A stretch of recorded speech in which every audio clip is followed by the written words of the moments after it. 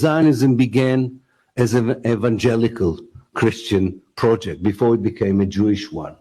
That the whole idea that the return of the Jews to Palestine is part of a divine scheme that will precipitate the second coming of the Messiah, the resurrection of the dead, and maybe the beginning of 1,000 years of Jesus's rule.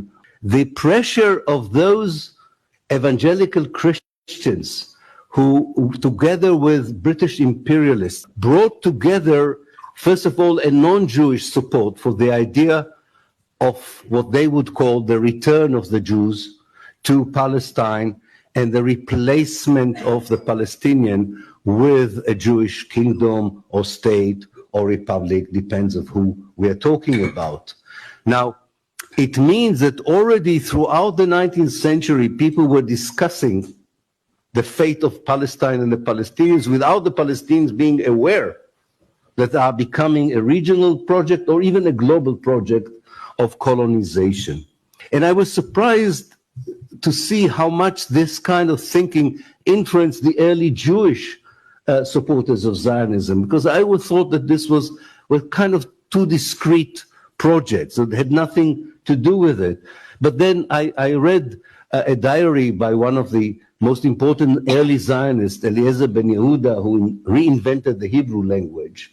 He was very much influenced by evangelical Christianity and changed his mind about Zionism in the sense that he said, yes, we should redefine Judaism, not as a religion, but as a nationalism, but I think they're right. It should happen in Palestine and not anywhere else. So there was an impact of that kind of thinking, the imperial thinking, the theological thinking, coming from Christianity on the very nascent, very small number of Jewish intellectuals who thought that the best solution for anti-Semitism in Central and Eastern Europe was to create or establish a Jewish state in Palestine.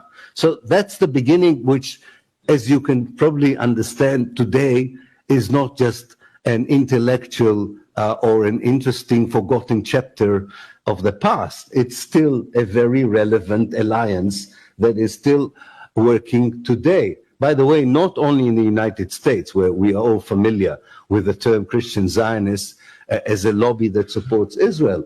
You go to Sweden, you go to Denmark, you go to Norway. Christian Zionism is alive in Europe and in the United Kingdom as well as an idea that supports Israel unconditionally in the name of the same theology that began the whole Zionist project.